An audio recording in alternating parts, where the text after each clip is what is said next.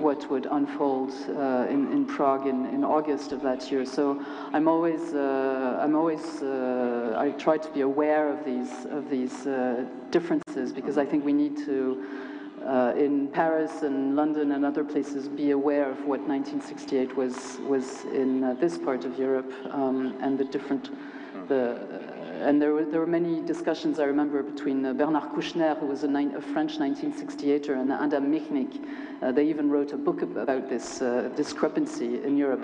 But, you know, to answer your question very briefly, because I feel like an intruder, there are two very powerful intellectuals you are definitely on not this an stage, intruder. so I feel like an intruder. But I think that what is impossible today, and that maybe doesn't answer your question, but I think what is impossible today, and almost something that we need to avoid absolutely, is to simplify complex situations. So I think we're dying of oversimplification, and so I would say my wish would be that the impossible should be never simplify, never oversimplify complex situations. And maybe that's also the journalist speaking.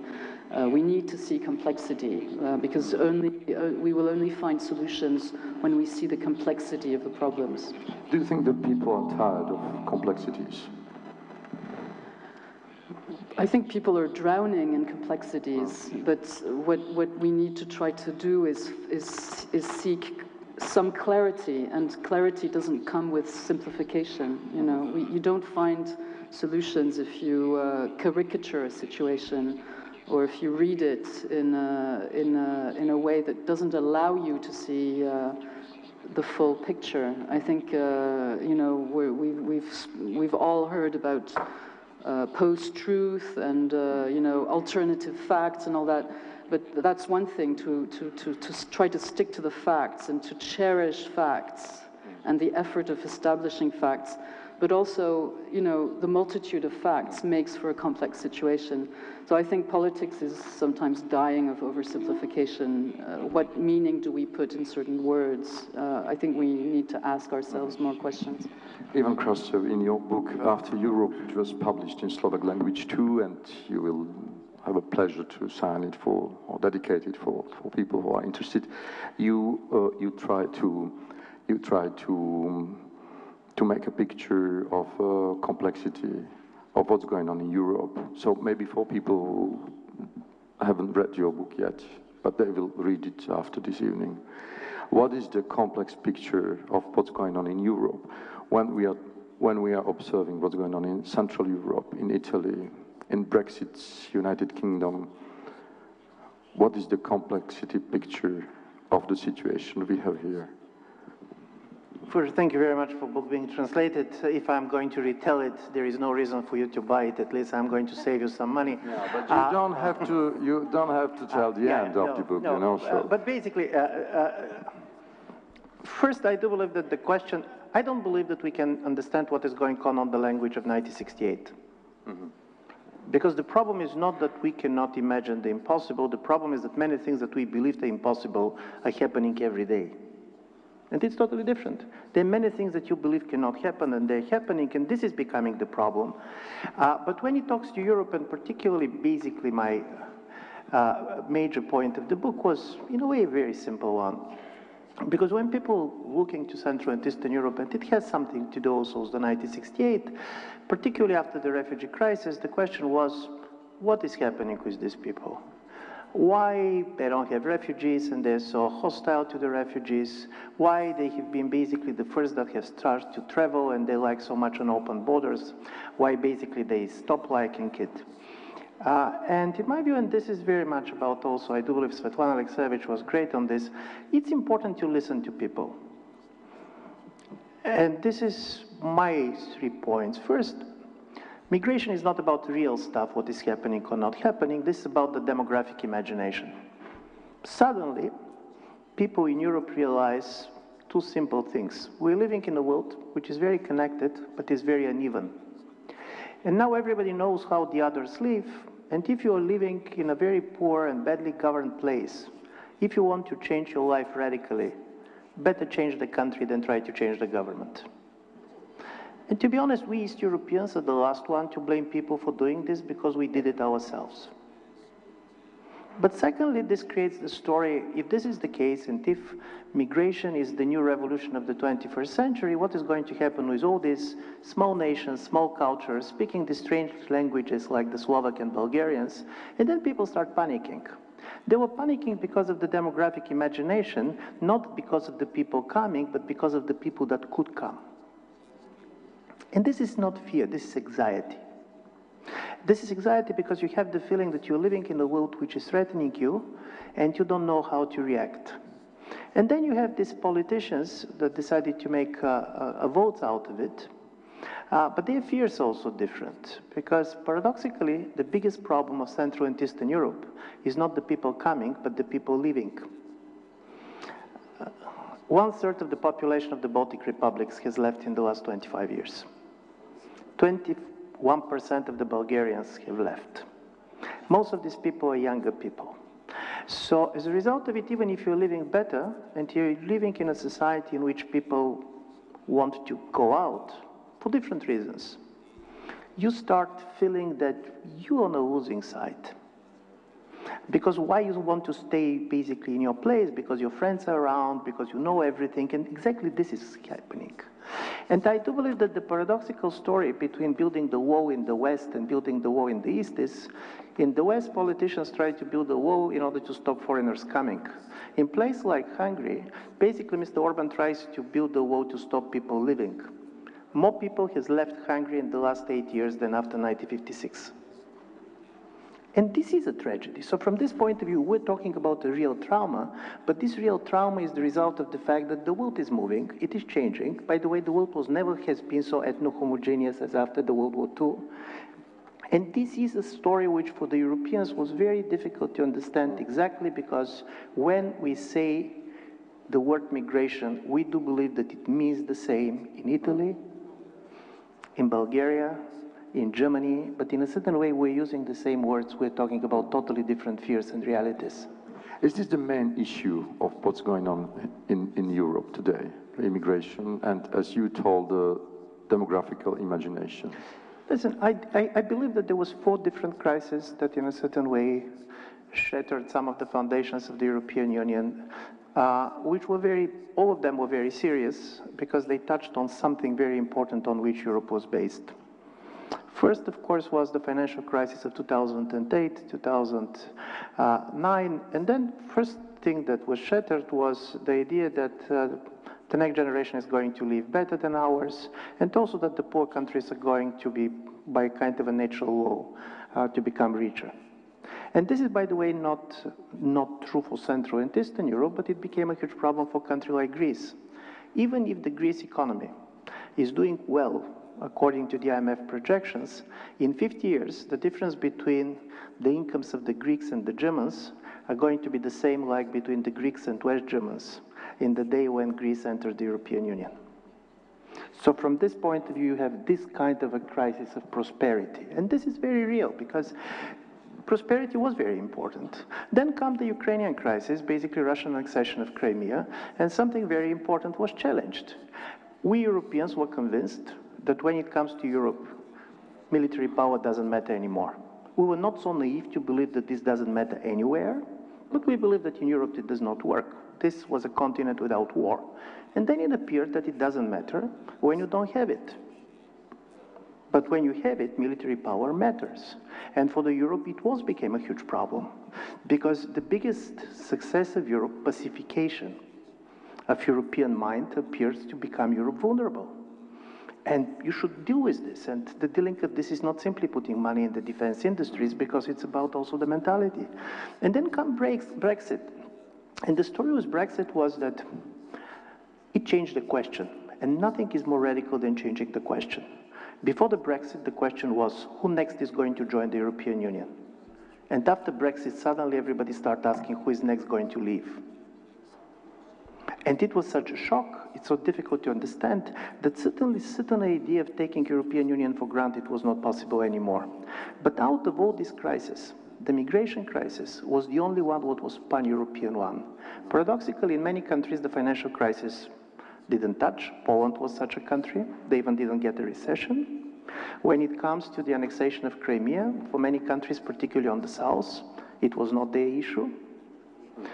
Brexit was a problem, but in a certain way, some people in Europe said, at last, the Brits are leaving, so we can go for further integration. And then came the migration crisis, which became a crisis, nevertheless, do you have migrants or not?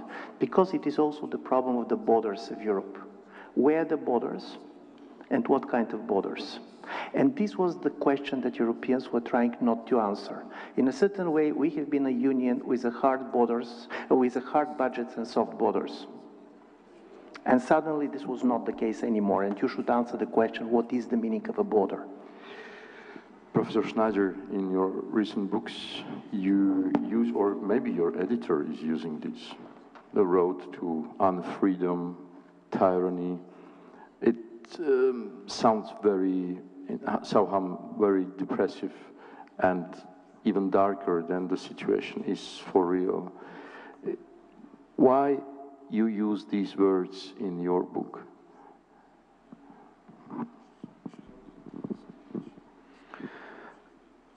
Well, let me try to answer that question by returning to the title of this panel, which I actually find very attractive, and I don't want to let the impossible go. I think it's very important for us to think about the things that we actually want, as opposed to the things that seem possible, because as Ivan Krastev has already said, our imaginations are much more limited than reality. Reality is full of all kinds of things, to paraphrase Shakespeare, which don't fit into our imaginations. And so if we want some of the good things to happen and not just bad things to happen, we first have to be able to imagine what those good things are going to be, even if they don't seem possible right now.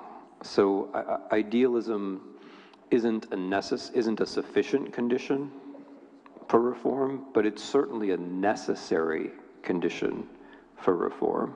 And in that sense, all realism has to include a certain amount of idealism. And once we understand that very simple logical proposition, we have to start thinking about the things that are impossible, or at least the things that are impossible now, or the things that seem impossible to others. So I would actually answer your question by saying that I wrote On Tyranny and I wrote The Road to Unfreedom in the pursuit of a certain ideal. And the pursuit of that ideal, which like all ideals is impossible, is the truth. I think it's very important for us to pursue the truth. The truth is an excellent example of something which is impossible, but which is very much worth pursuing. So I wrote 20 Lessons from the 20th Century. I wrote On Tyranny because I thought it was simply true that we had much to learn from the 20th century that could help us in the 21st. I wrote The Road to Unfreedom because I was convinced by very conservative historical methodology that we could understand the rise of authoritarianism, not simply as a specter or as something vague, but that we could understand step by step how it was proceeding, according to what logics, according to what techniques, and that it is always better to understand the things that we fear than not to understand them. So I don't think that my picture of the world is particularly dark. I think rather it's better to see things as they are, or do your best to see things as they are, right? So I predicted that Russia would invade Ukraine. I wish I had been wrong, but I wasn't. And I like to think I was right because I was paying attention. I predicted that the Russian invasion of Ukraine would just be a larger part of an assault on truth in Europe and the United States. I wish I had been wrong about that, but I wasn't. I don't think that's, at the time people said, this is just your dark imagination, but no, it was the truth. It was simply the truth. The truth is often stranger than our imagination wants it to be. And so my point would be that if we want to make things better, our imagination has to exercise itself. Our imagination has to stretch itself. Our imagination has to work. We have to stop being surprised by the bad things and start surprising other people with the good things. And I actually think that factuality is a very good way for this to begin, because factuality is about the world around us, but it's also an ideal. It's an ideal pursued by reporters. No reporter can bring you the perfect truth any more than a doctor can bring you perfect health. But nevertheless, we should honor and respect, and above all, pay reporters, just as we honor and respect and pay doctors. And the reason for this, I think, is that factuality is the ideal which makes all the other ideals possible.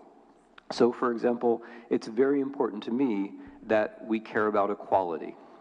But which, by the way, is another ideal, and it's impossible, right? But it's the kind of thing we should care about. But how are we going to pursue equality if we don't know what inequality looks like? Without the journalists, without the people who bring together the Panama Papers or the Paradise Papers, we have no idea what inequality looks like. So that's my idea of an impossibility that's worth pursuing. I would like to know about all the offshore banking accounts, not just some of them. I would like to know about all the anonymous real estate transactions, not just some of them. I'd like to know about all of them. I'd like to know about all of the American billionaires who are not paying their taxes. All of them. I'd like to know about all of them. That's an ideal. It will never be attained. But if we don't seek after factuality, then we can't pursue the other ideals, like, for example, equality. And what about freedom? What are the threats to freedom now? Well, they're numerous.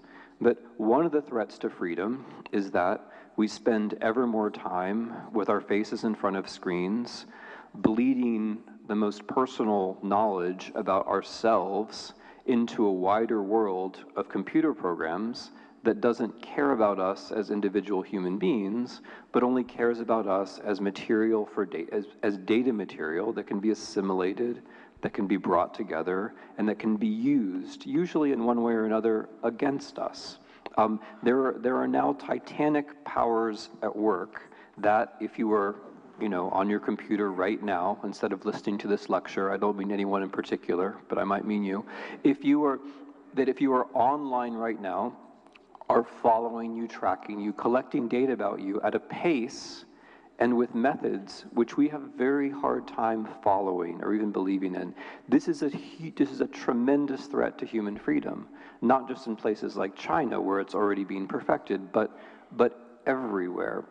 We grow up now, our children grow up now, surrounded by these incredibly powerful algorithms which track them from the moment they go online for their entire lives. So how about this for an ideal? I want to know what the algorithms say. Why can't I know what the algorithms say? Why can't I know what Facebook's algorithms are? They're more important to my life and to your life than most of the Slovak laws. Why can't I know what they are? Why can't I know what Google's algorithms are? These things, you've heard of hacking, these things will never be hacked. The way that Facebook and Google process how you spend your time online, these things will never be hacked. These things are literally in vaults in undisclosed locations far, far away in provincial America. They will never be hacked. But these are the things that govern your lives. These are the things which figure out what you like and don't like. These are the things which learn and then control your tastes. These are the things which learn how to make you feel good. These are the things which frame choices before you even make choices, right? And we don't know what they are. So how about we learn about those things? How about we find out what the algorithms actually are? But my point is that that's a fact, right? These computer programs are lines of code. They exist in a specific form. We don't know what they are. And the way the world is now, we can't know what they are. But we should know what they are. This is the kind of thing that we should care about, right? So factuality, truth, is something we can never perfectly achieve. But if we pursue this impossible thing, truth, then we can also pursue other impossible things like equality and like freedom. So I like the idea of pursuing the impossible because honestly, I think all good things are essentially impossible. So what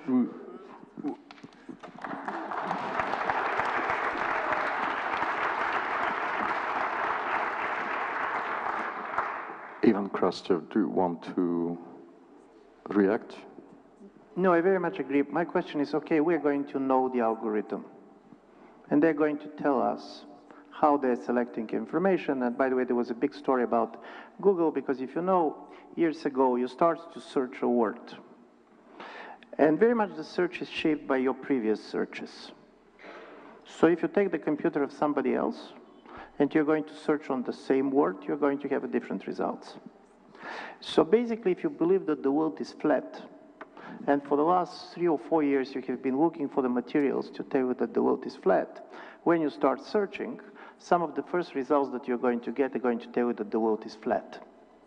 So the biggest story is that you have a very strange type of manipulation, and even the manipulation here is not the game.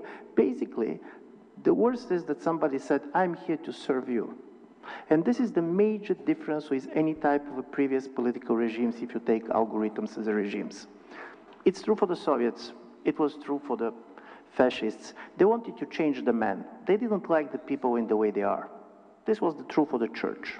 They wanted a different man, which is going to be defined differently in different ideology, but all of these were pedagogical regimes. For the first time, you have a political regime who said, I don't want to change you. I like you in the way you are. And I'm going to allow to do everything that you do. I'm simply going to make money out of it. But it is also not unfair, because when you're talking about these algorithms, they're private algorithms. It's not the state, and I do believe this is a major change. And from this point of view, this is the change, because this is not the Orwellian world in which somebody is trying to ban you to do something. This is the world that is strengthening what you believe that you want to do. And the problem is you believe that you want to do it because somebody told you that this is what you want. And this is my last, this is the radical change. In a certain way, this is the end of the Enlightenment, because Enlightenment, good or bad, believed that I could be a very stupid man, which is probably true, but at least I know better what is best for me. And this is why I have one vote. And this is why somebody who is much smarter than me cannot vote for me.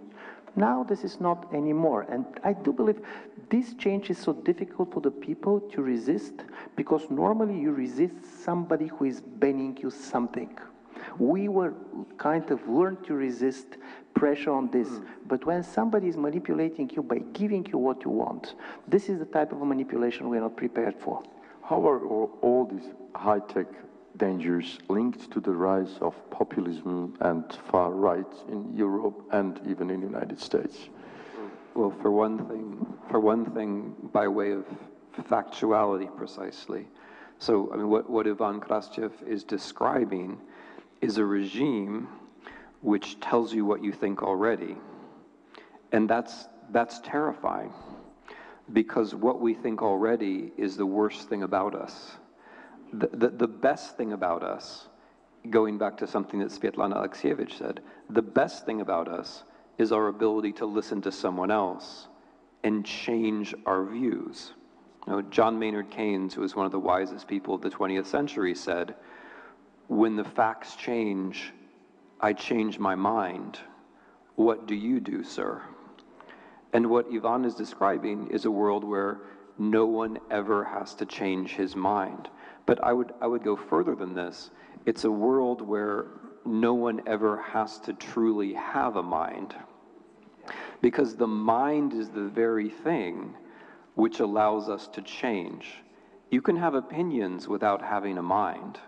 You can have strong convictions without having a mind. You can be very, very sure you're right without having a mind. Having a mind means that you're capable of taking things in and actively changing those convictions, those feelings. Being free means that you are able to listen to others and you're free to change yourself, which is a very high standard, actually. So I think Ivan is quite right to mention the Enlightenment. I would make a slightly different point, which is that Enlightenment was always hard work. The smartest people in the Enlightenment did not think that we were naturally rational creatures. They thought that enlightenment was not a state of affairs. Enlightenment was a process, and it remains a process. Just as de-enlightenment is a process. And I think in some respects what's happening is that we're being de-enlightened. The internet is a technology which presents itself as enlightening, but which for the most part is in fact de-enlightening. And I would push the point a bit further, I think dehumanizing. Because it's not just that we become less able to think, it's that we become more able to think the way that machines think. And if you think down that alley, that's where things become truly frightening, because the internet is not a neutral environment. It's an environment inhabited by programs which are teaching you how to think the way that they think. And because we're humans, we tend to adapt. But anyway, the way that it connects to populism is this. The natural defense of the individual against authoritarianism is factuality. If you don't believe in the factual world, then you will be overwhelmed by any kind of authoritarianism. If it's the old-fashioned authoritarianism, if it's fascism, it offers you a powerful myth, which makes sense of all the facts.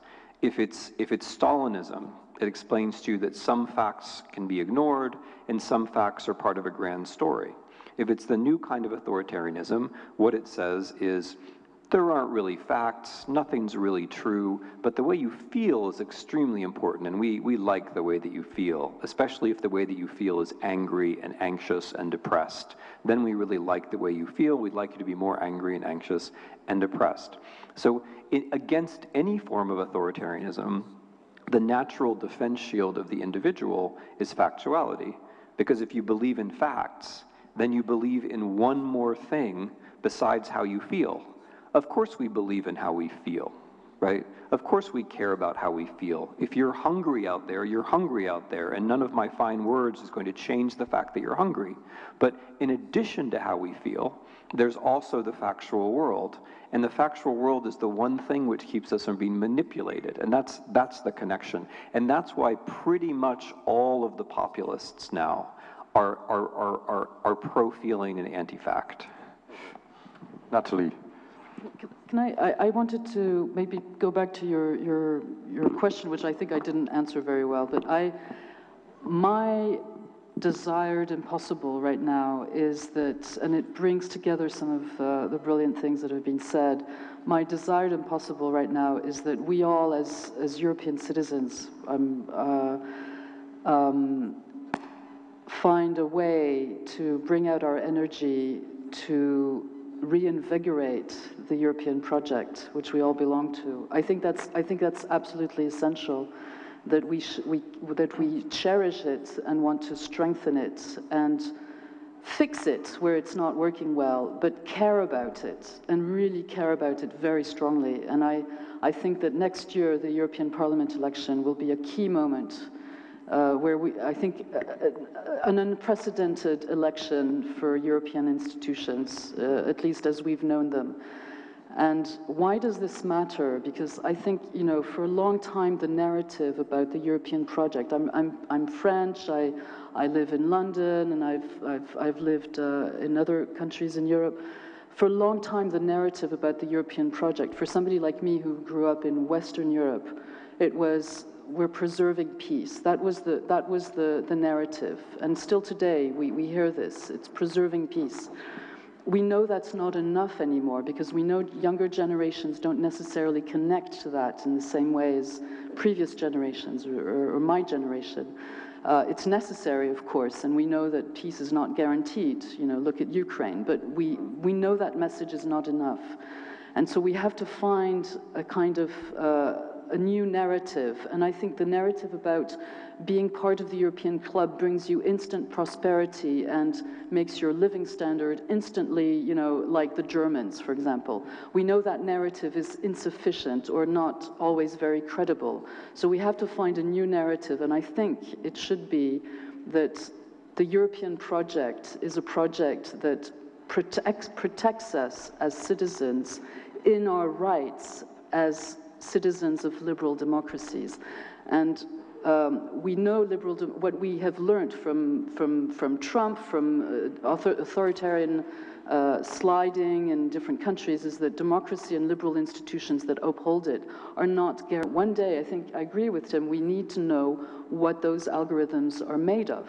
Today, there's no possibility to find out. Well, the European Union, because of its economic weight, is, I think, a rare entity that has the possibility, it's not there yet, but that has the possibility to say to some of the big players from Silicon Valley, if you want to do business in our territory, our block of 500 million, you know, then you have to show your cards, and you have to give some information. That's not censorship, that's transparency in the way that citizens are more informed about what influences them on a daily basis. The first thing we do is, when we wake up, is look at our smartphone. How do we know what the mechanisms are that push content to us? So anyway, I wanted to pitch that. I think you know, it sounds institutional to say we need to defend the European Union, but I think it's our horizon right now in Europe is to reinvigorate the European project and how we care about it. Ivan, please. Listen, but in my view, it's also very important because 10 years ago, we're going to stay here.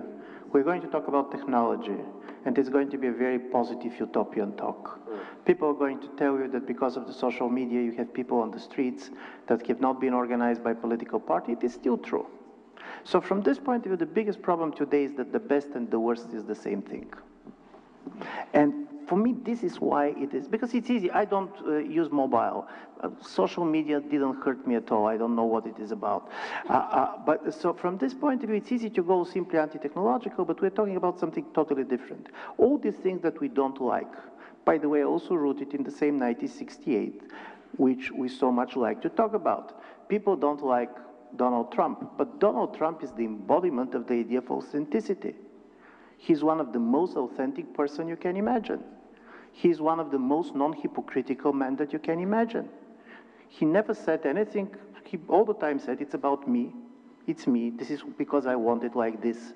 So from this point of view, this is what is becoming difficult, and this is why we cannot simply say there is a problem with the right-wing populism, because we all are part of something that is transformatively changing. It's not that part of the society is changing and we others are not changing.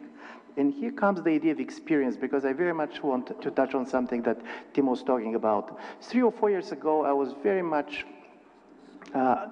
really kind of shattered by a report coming in the New York Times talking about the experience of one of the American military units in Afghanistan. As you know now, fighting a war is highly technological. So you have all these soldiers who basically never see the enemy.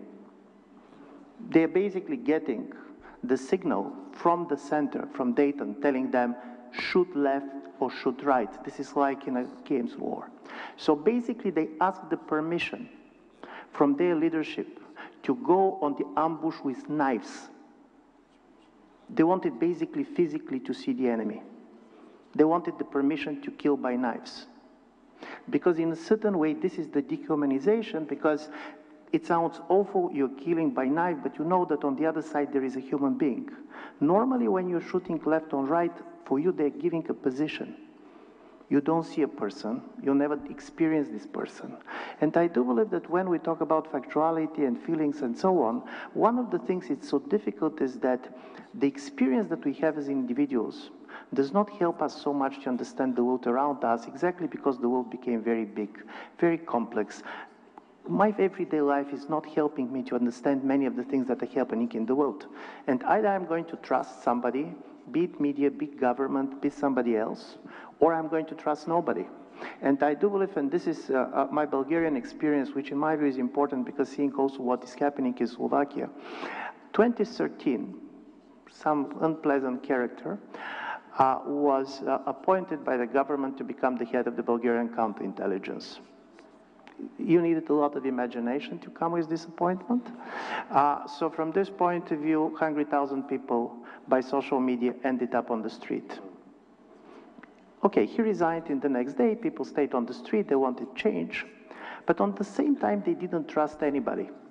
They didn't trust politics, they didn't want basically to vote, and you end up with the following situation. On the public opinion polls, 70% of the people ask that they want new elections. And 63% of them said that they are not going to vote on these elections because there is nobody to vote. So I do believe one of the biggest problems for the modern culture is how to use sense of mistrust, which is very important. Democracy without mistrust cannot exist. But on the other side, mistrust can be extremely disempowering thing. If you don't trust anybody, you have lost. And in my view, this is the biggest challenge to all these societies in which how basically we can learn to trust somebody, be person next to you, be anybody. It's up to you to answer this question here. How to restore the trust in the society? Well, it goes back, I think, to something we've already talked about. There have to be institutions. So this government by mistrust starts somewhere, and it starts very specifically with the death of local news. This behemoth, right? This Russian rule of the way that the Russian regime works, with which we're all familiar to some extent. We're familiar with Russian television. We're familiar with Surkov. We're familiar with the idea that when nothing is true, everything is possible. But that starts somewhere, and that starts with the end of local and regional news in Russia. And this turns out to be a fairly universal pattern, according to people who study this. Once you lose local news, people lose the ability to trust. Because the special thing about local news is that you know the reporter. The reporter, that man, that woman, is somebody that you actually see. And so the reporter is also a human being. And this closes the gap between the media and other human beings. It's the necessary link between human beings and the media. In the United States, after 2008, we lost our local reporters. In the year 2009, on an average, 40 American reporters lost their jobs every day in the calendar year 2009.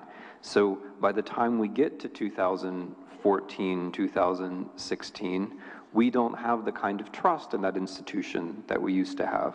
Americans, instead of talking about journalists and reporters and specific people, are talking about the media. And as soon as people are talking about the media, the game is already over. The media, by definition, are not trusted. But reporters you might trust. So I think there is actually a very simple institutional answer to this problem, which is that we can't just play defense all the time. We can't just call out the liars when they lie, important though that is. When we have a chance, we have to find ways to fill the public space with facts. We have to invest resources, public and private, in journalism, especially local journalism, to fill the public space with facts. Because the paradoxical thing about our situation is that everybody talks about the news, but almost nobody writes the news down. Almost nobody. In the United States of America, which is a country of more than 300 million people, we have 40,000 registered journalists, and of those 40,000, only a handful are actually doing the job of going out and covering news as investigative reporters. And by the way, they're outnumbered about 10 to 1 by people who work in public relations. In other words, people whose job it is to ruin their work, right? So there is a fairly straightforward answer to this trust question, and that is we have to think of factuality as a resource.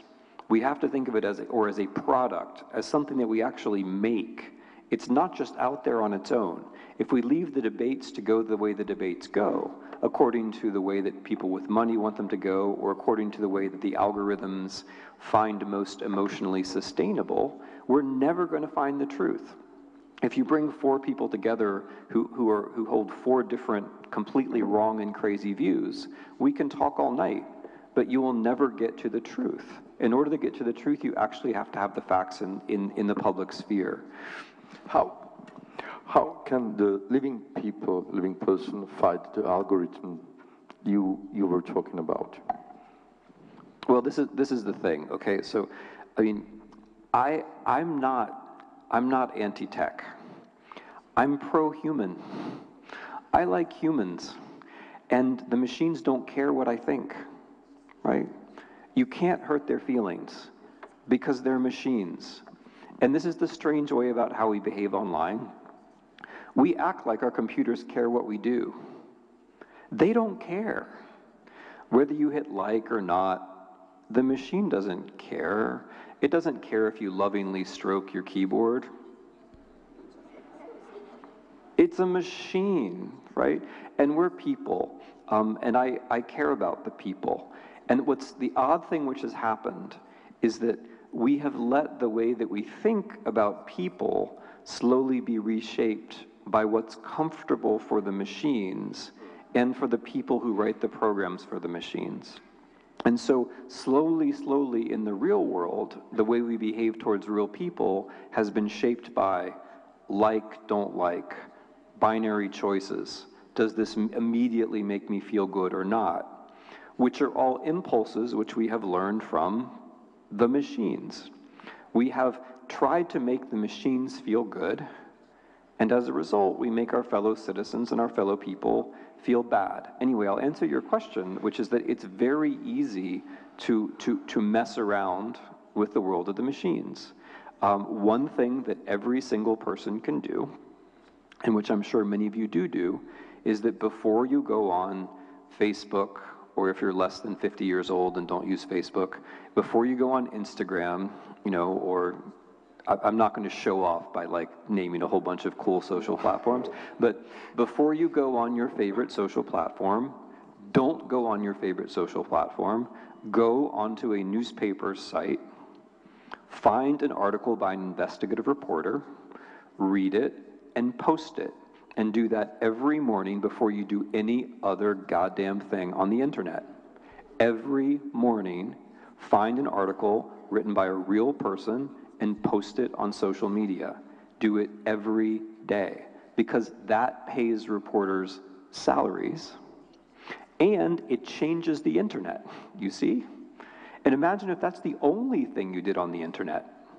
Then the internet would think that journalism was really valuable.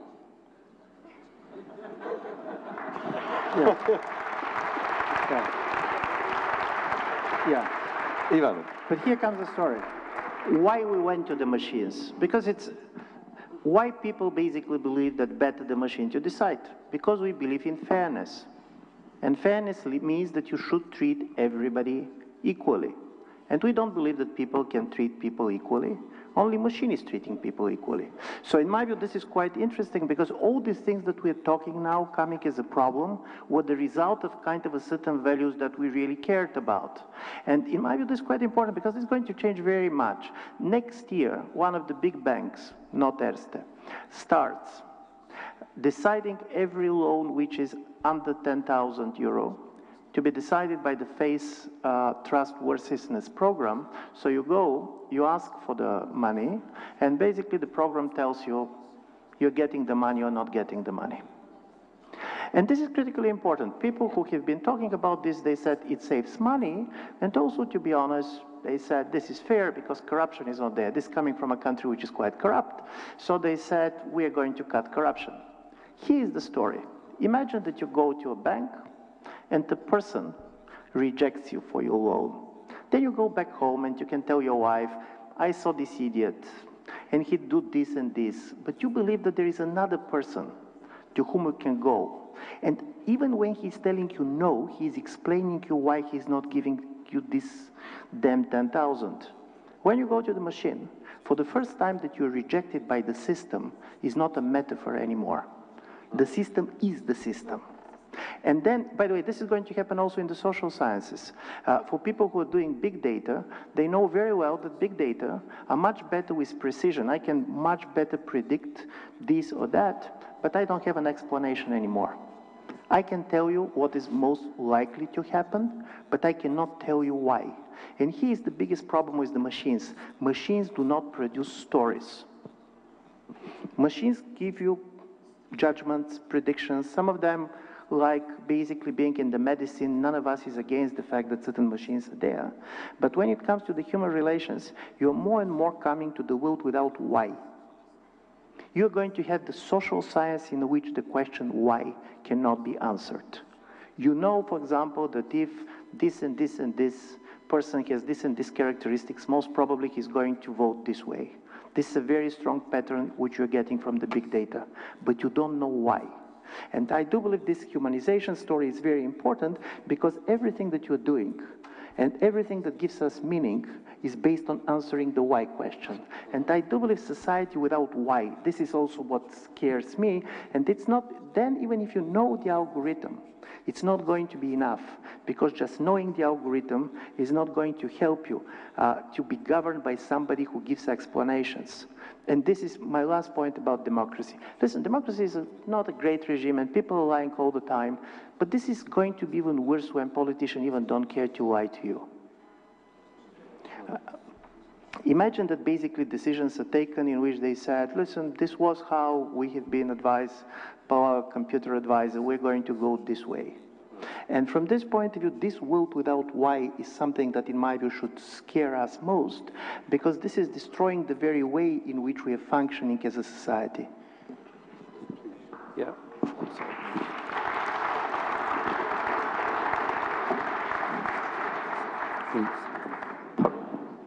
So I think one of what you asked earlier about the relationship between technology and populism, and I would venture the following speculation. It has a lot to do with the end of the future. So in 1968, however misguided people might have been, be it in Prague or in Paris, they all believed in the future. They all had some ideas of the future. In 1970s, 1980s, people in the West still had an idea of the future. In the 1990s and the 2000s, those were the old populists in the 19th century. Today, populists don't really have an idea about the future. They tend to drive you back into the past by way of ideas of memory, which is one of my least favorite words. Or in Poland, there's a judges you entirely on the basis of your past. It will run protocols about everything you've done in the past. It doesn't care what you might do, what you might think. It doesn't care if you have an interesting idea. It's extremely conservative. And these examples are not just hypothetical. In the American labor market right now, there are about 80 million people who are basically stuck at a certain level of employment. And one of the reasons why, and this is a big thing, one of the reasons why the American dream is dead, one of the reasons why Americans have a hard time thinking about the future is they can't get the jobs they want. And one of the reasons they can't get the jobs they want is that almost all of the first round of employment applications in my country are handled by computers. And what the computers do is look for certain kinds of catches, like where you went to school and did you graduate. In other words, it's all about the past. You might actually be a really good candidate for a particular job. You might have prepared yourself individually for it. But if the publicly available data about your past doesn't sound right to the program, you never get a chance to make your case about why you would be a good candidate for that job. And for most people, that's a really important thing. And for most Americans, and I think for a lot of Europeans too, your ability to change jobs and get a job that you think actually makes sense for you is really important. So the point I'm trying to make, the larger point, is that this technology, which is bright and shiny and has propaganda about it, is actually in some ways unbelievably conservative and reactionary and tends to take the future away. So you have explained how to beat the internet, and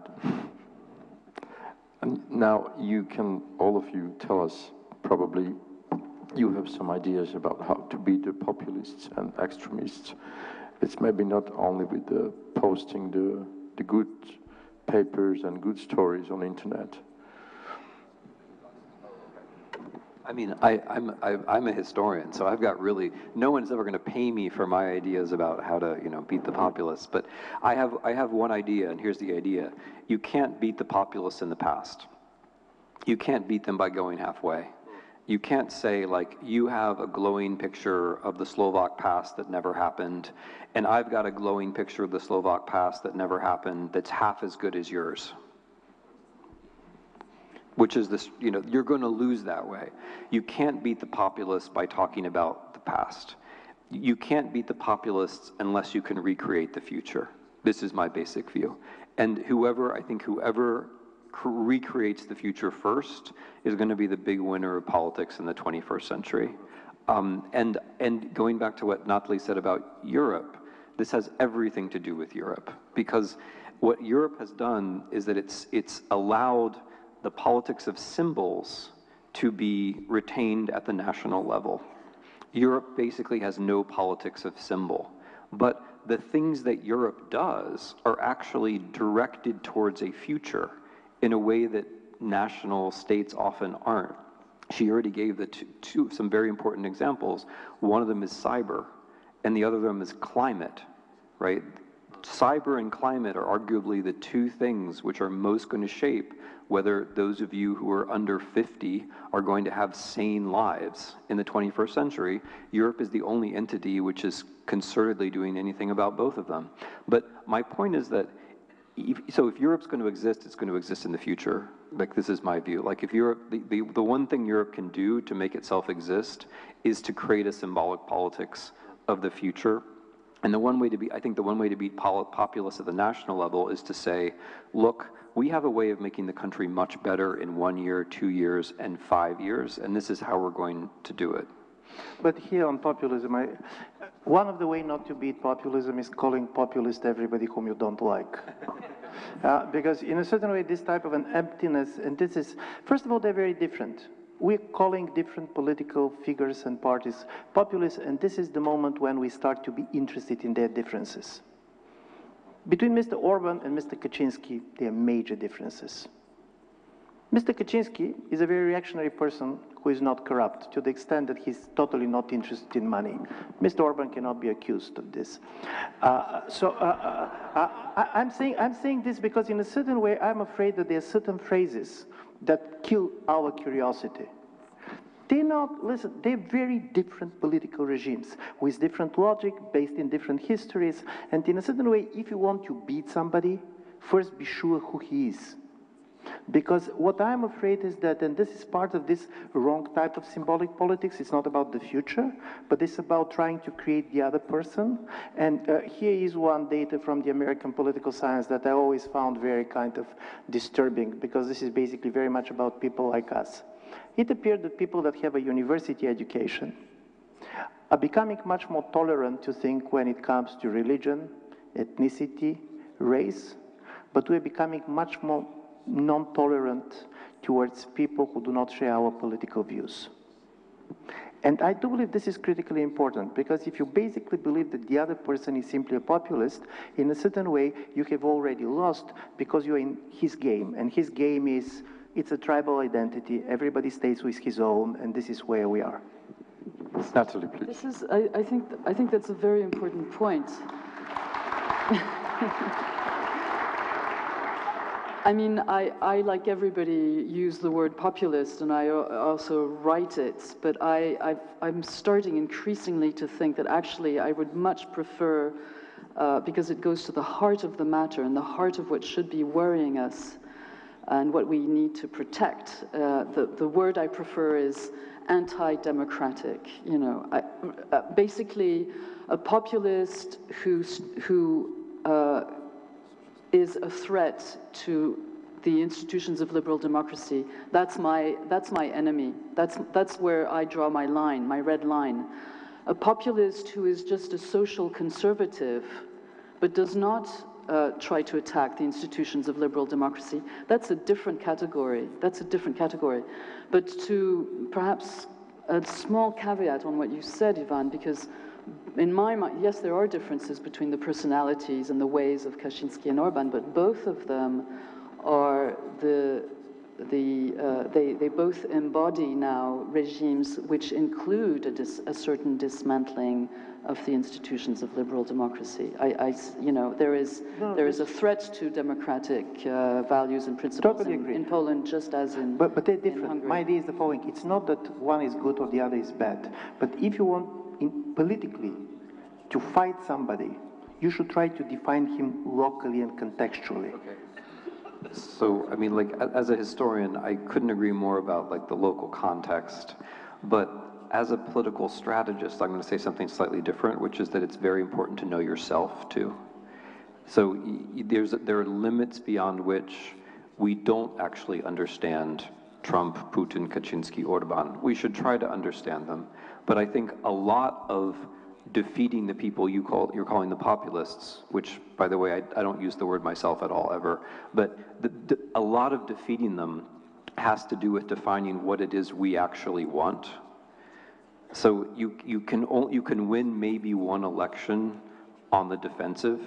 The Democrats just now in the United States, I think, just consumed that. They won their one election by being against Trump. But if they're going to win in 2020, it's not going to be being against Trump. It's going to be by being for something that they can define. And so this is why I think the question of the panel is actually very well posed. What are the things that we're actually going to demand of ourselves? Because even if Orban and Kaczynski are different, which of course they are in exactly the way Ivan says, it could nevertheless be the case that the way to beat them is the same, or at least that some of the things that we need to support are the same. And I do think there are some lowest common or highest common denominators here, and one of them is precisely journalism. Whether it's Saudi Arabia or Russia or Hungary or Poland or Slovakia or the United States of America, support of local journalism everywhere makes sense. Not as an immediate way to beat an immediate populist, but as a way to have the hope that there will be democratic politics over the long run. Yeah, and here I also to agree and to make additional. The idea of defense is very important because when somebody go against the institutions, and you're absolutely right, particularly when it comes to the judicial power and others, our natural reflex is to defend. You're defending, but at the same time, you should keep in mind that people were voting for some of these people not because they're totally captured by their integrity or their ideas, but because they do believe politics is about change. And they are very frustrated, and we know this very well, at least from where I'm coming.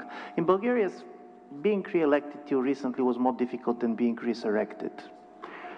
I mean, we have been governed from everywhere, from the left, from the right, then come the king from above.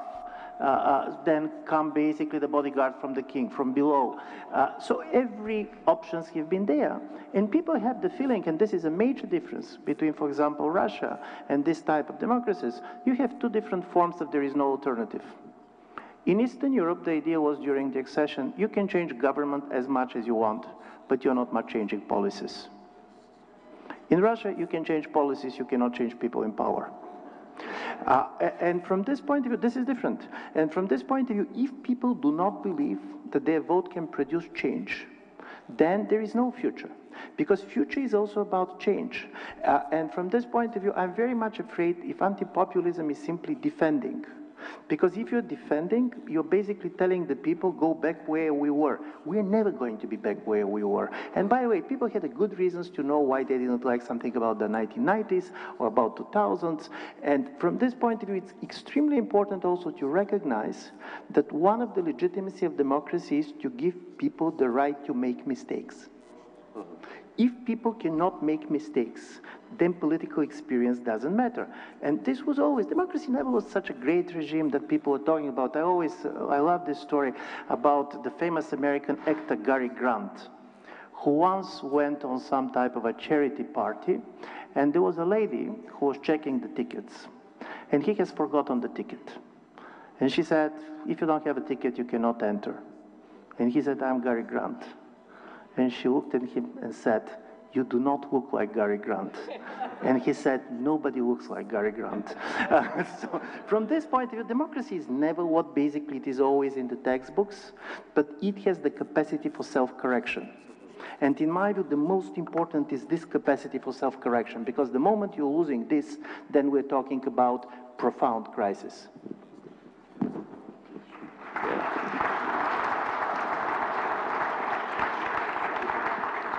But I mean, starting from there, what's wrong with saying democracy is a good thing?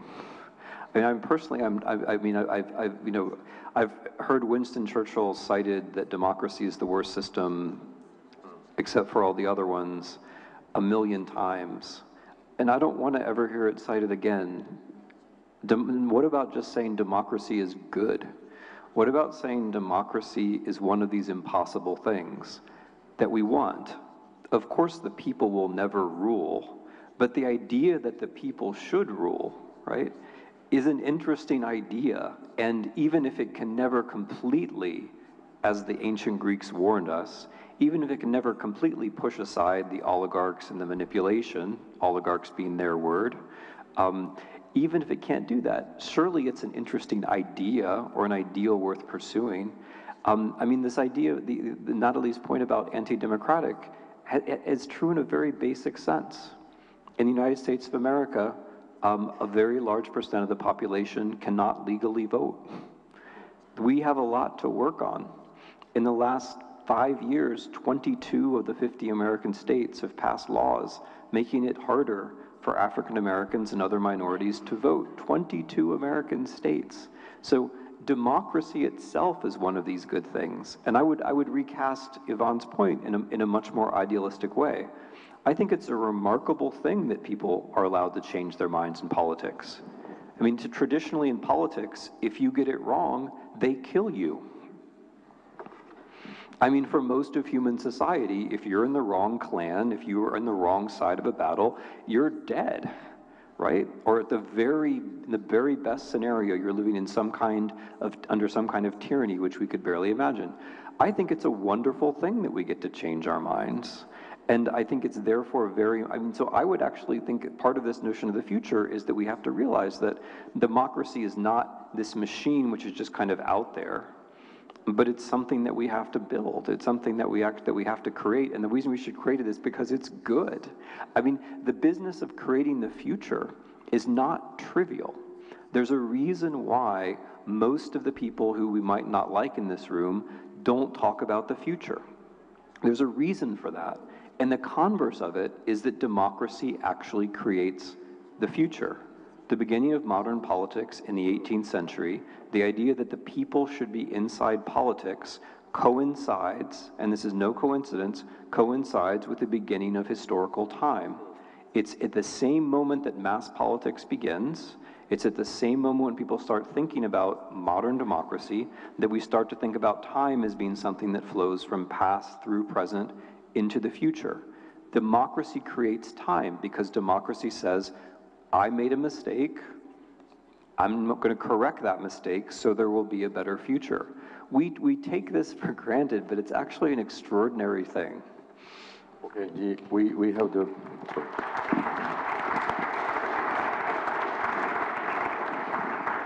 This is the very last question for this evening because we have to finish before you start again.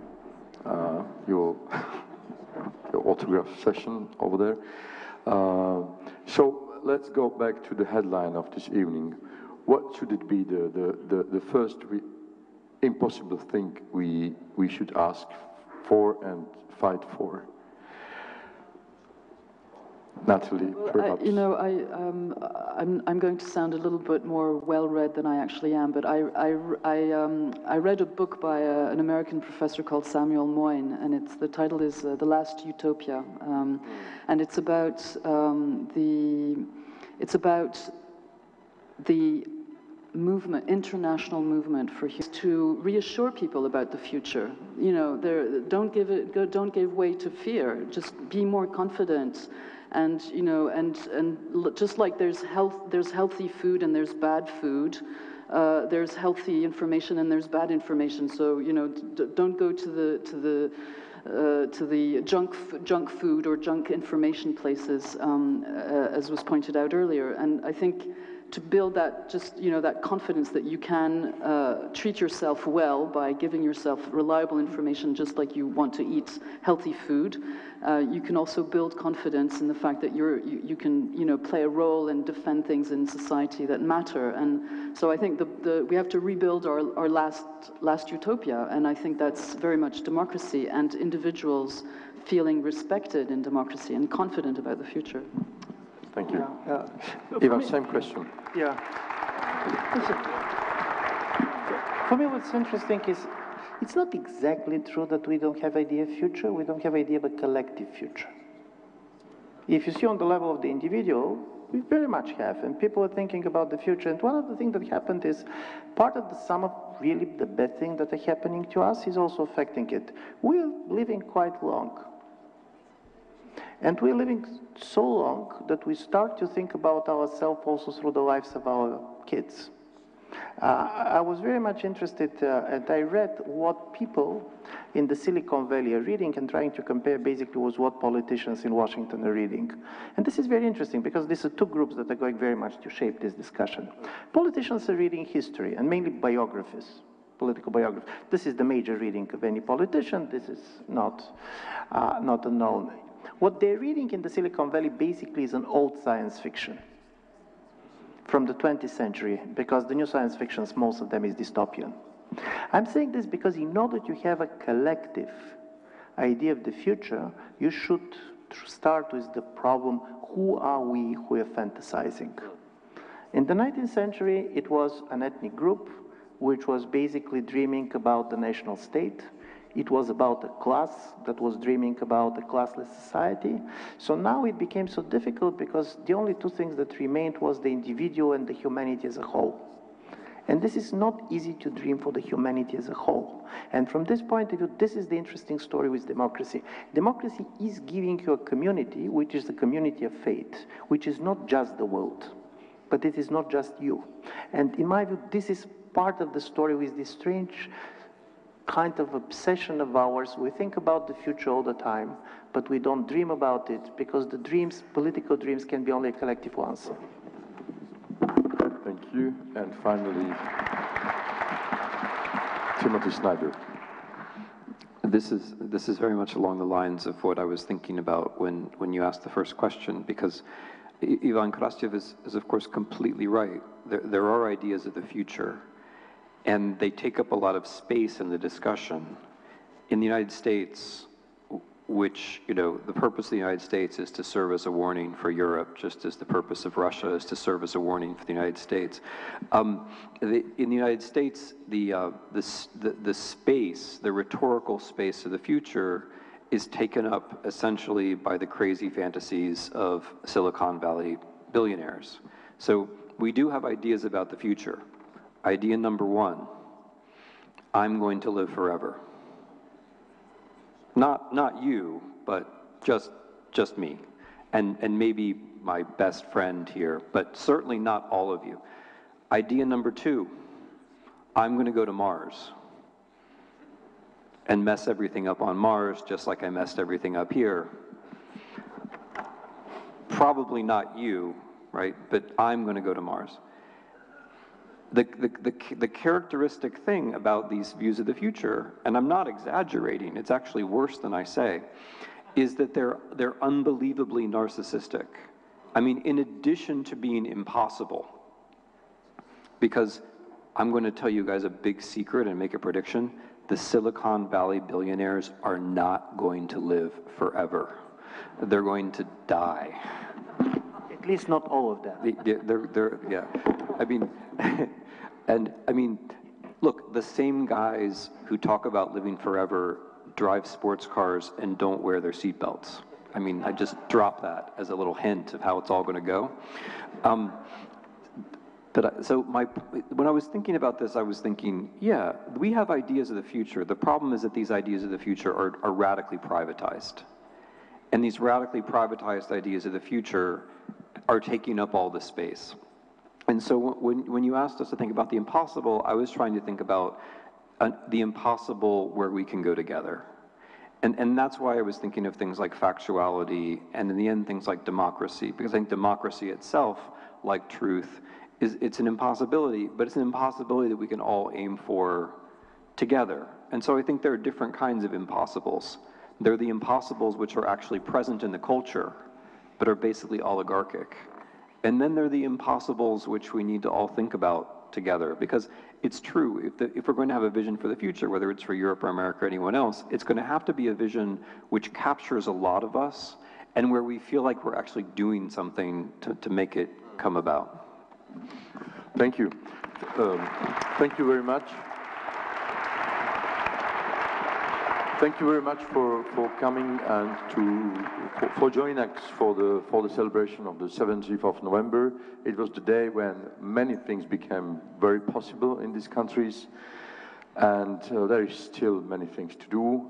but it's at the very same place we are facing it still 29 years ago. So thank you very much for joining us.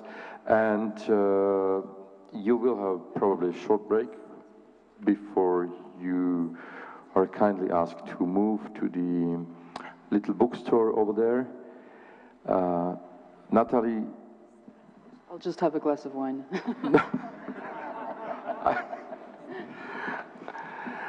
Ďakujeme pekne, že ste s nami strávili večer. Thank you very much for having spent this evening with us. Natalie Neuger was with us tonight, Ivan Krastev and Timothy Snyder. I would like to wish you again a very good 17th of November. It is a symbolic day, and many of you still remember what happened 29 years ago. And one more reminder, the Central European Forum will also continue tomorrow. It starts at 4 p.m. and there are going to be some very interesting people.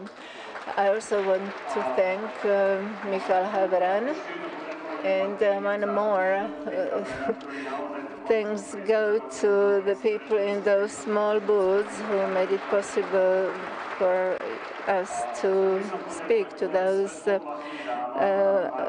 distinguished guests. And I also would like to thank Marta and Andrea. They don't like being mentioned in this connection, but we thank them very much for their work. And I also want to